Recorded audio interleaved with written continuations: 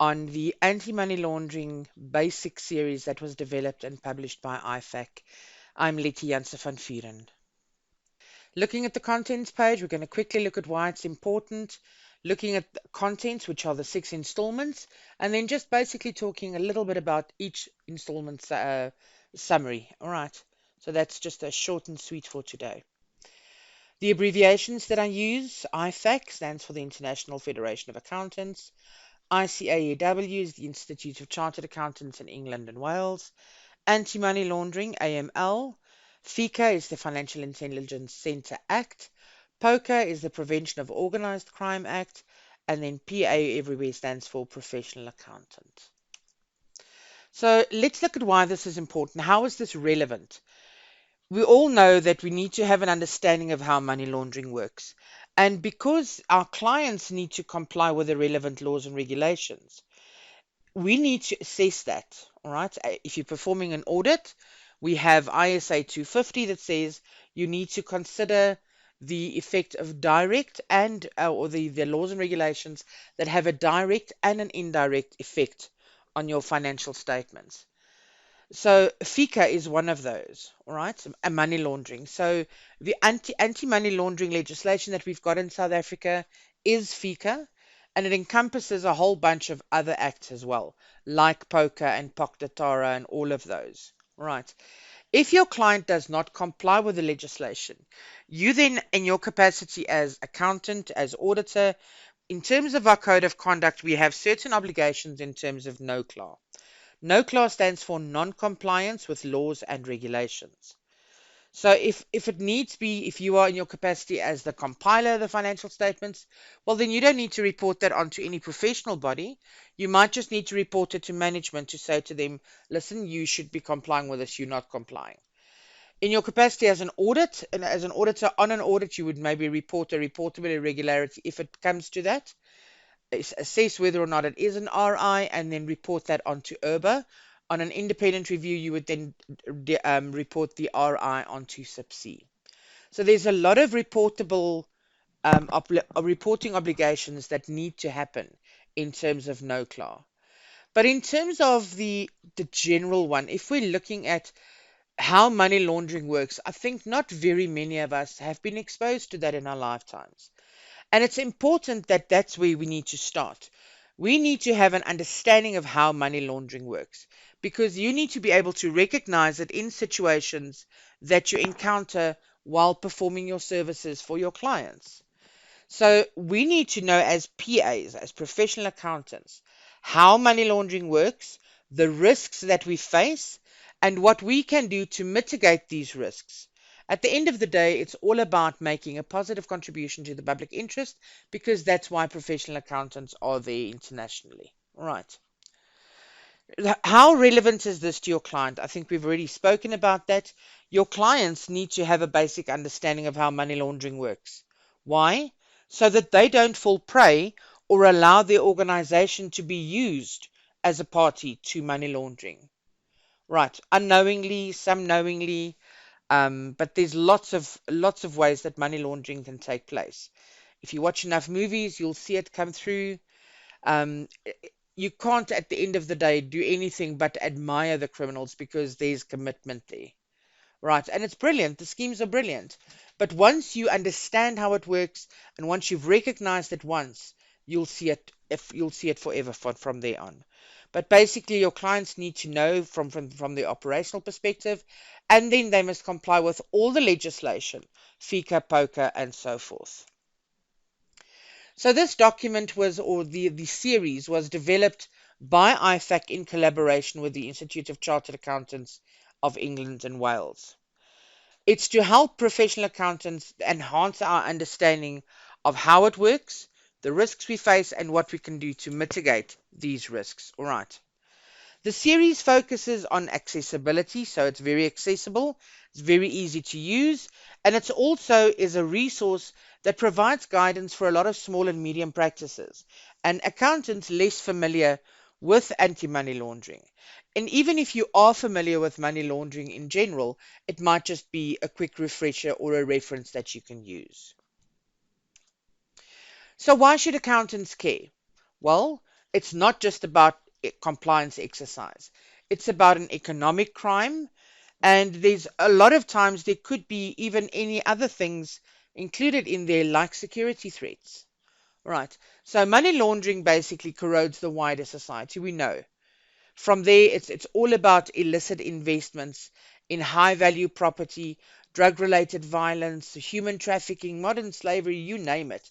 All of that comes from money laundering, because money laundering is all about money that's been obtained from illegal processes. Right? Money laundering is just the process of washing that dirty money and making it look clean on the other side. So the criminals responsible exploit some of the most vulnerable in the communities, and that's just the way it is. So because we are a public interest profession, we've got to play our part.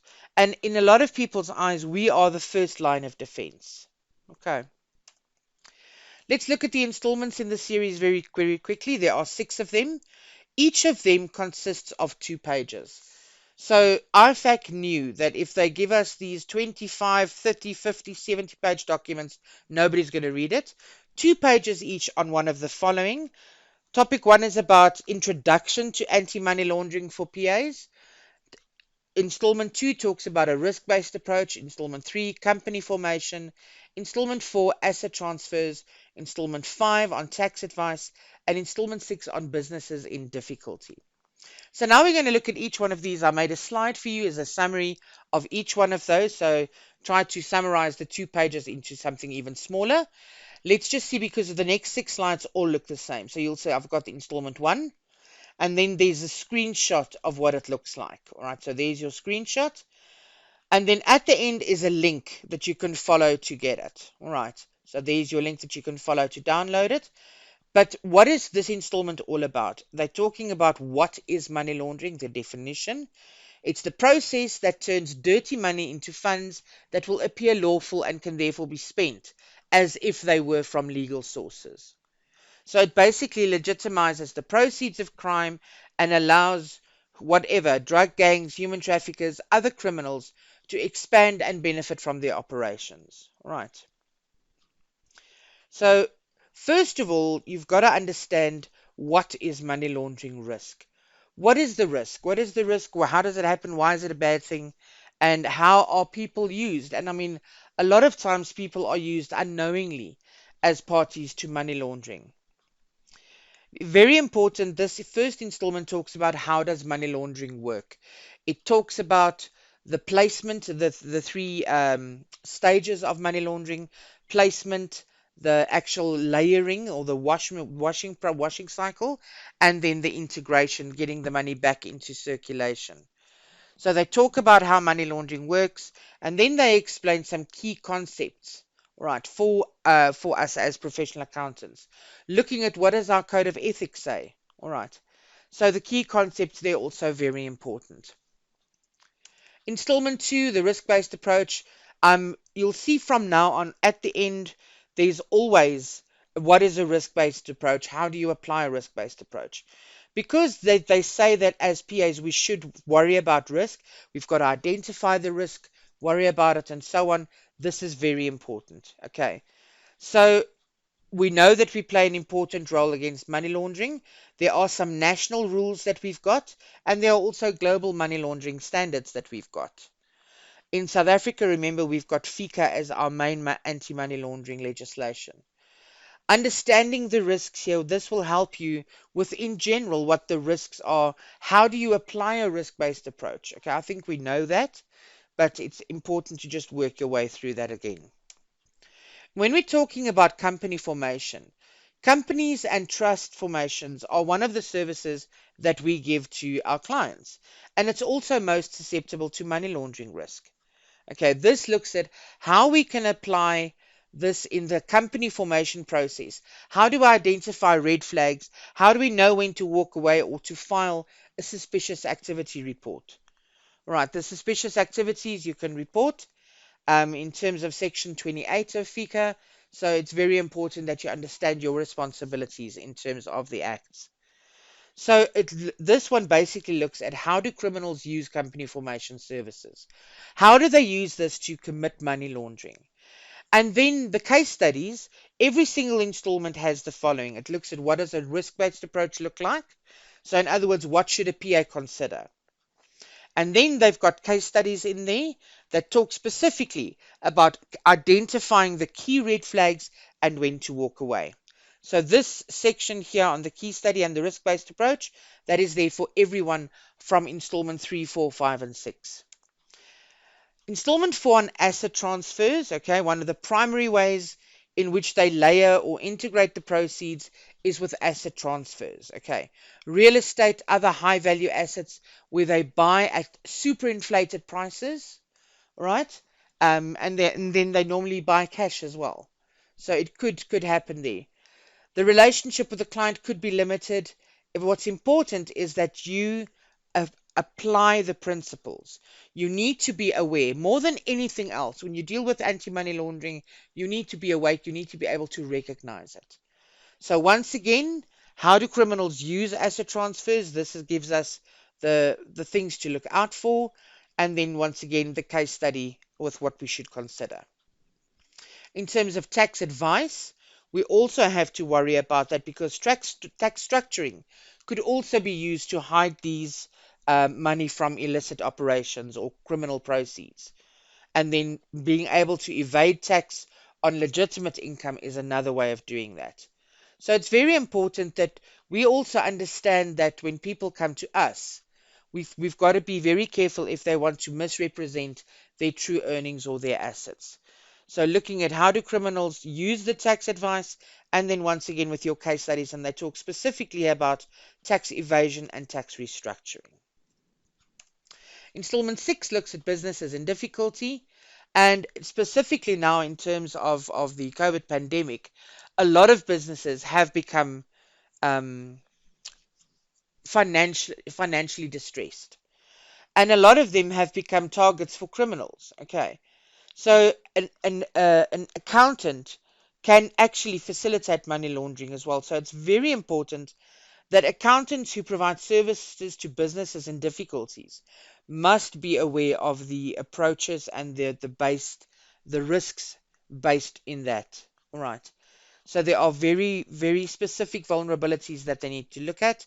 And then this installment looks at how can proceeds of crime arise in businesses in difficulty.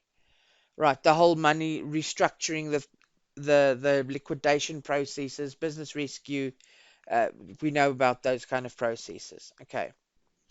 So in terms some of the case studies here, when fraud happens from within the business, like for instance, and if it's the accountant themselves perpetrating it, it might be that they've got fictitious employees where they pay them and then the proceeds go into their own account or goes into their brother-in-law or sister-in-law's account. Also looking at all cash offers, all of those are key problem areas, and they look at the once again the key red flags and when to walk away. So that in a nutshell those are the 6 installments. But remember, in closing, as part of a public interest profession, PAs play a very important role against this fight of money laundering. And to be able to do that effectively, we need to understand the risks of money laundering across the countries that we work with. So it's not only like you only need to worry about what this looks like in South Africa. When you read about money laundering and how it is perpetrated in other countries, criminals are criminals and it happens the same. The legislation is more or less the same in all the countries worldwide. So we've got to look at the services that we provide and the clients that we serve. So remember, very important, there are also other professional bodies in South Africa that have published very specific AML guides, all right? Anti-money laundering and combating the financing of terrorism. Just off the top of my head, I could remember that IRBA had a very big guide on that specifically. All right, if you still need more detail on this, remember knowledge is power, and all of them provide you with valuable CPD. All right. So I trust that you enjoyed this short technical summary video. From me, Letty Janse van Vuren, thank you ladies and gentlemen, and goodbye.